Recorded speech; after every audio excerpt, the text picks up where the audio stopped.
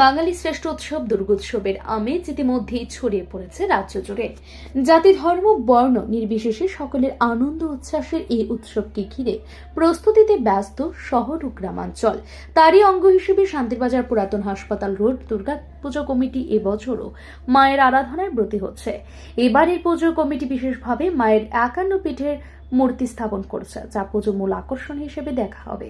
বুধবার পূজার সূচনা হয় পুরোহিতের বৈদিক মন্ত্রোচ্চারণের মধ্য দিয়ে খুঁটি পূজার মাধ্যমে।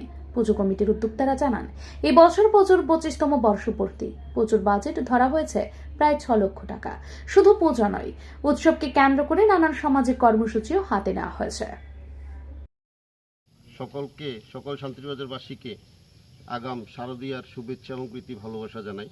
পুরাতন হাসপাতাল রোড পূজা কমিটি এই বছর 25তম বর্ষে পদার্পণ করল। এই বছর আমরা মায়ের 51 রূপ প্রদর্শনের মাধ্যমে এবারে শারদীয় দুর্গা উৎসব করতে যাচ্ছি। এবছরের পুজোর বাজেট কত রেখেছেন? আমাদের বাজেট এবার 6 লাখ টাকা। আচ্ছা, পূজার মধ্যে কোনো সামাজিক কর্মসূচি রাখা হয়েছে? আগামী পুজোতে আমাদের কিছু সামাজিক প্রোগ্রাম থাকবে। পুজোর আগ মুহূর্তেই কিছু সামাজিক কিছু আমরা কর্মসূচি হাতে নিয়েছি। আর পুজোর থিম কি কিছু রয়েছে?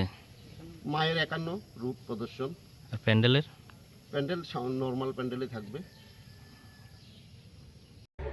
স্থানীয়দের আশা, মায়ের 51 পীঠের অন্যান্য রূপ দর্শনার্থীদের জন্য হবে এক বিশেষ অভিজ্ঞতা এবং পুজো মণ্ডপে ভিড় হবে চোখে পড়ার মতো। Bureau report, Prithvi network.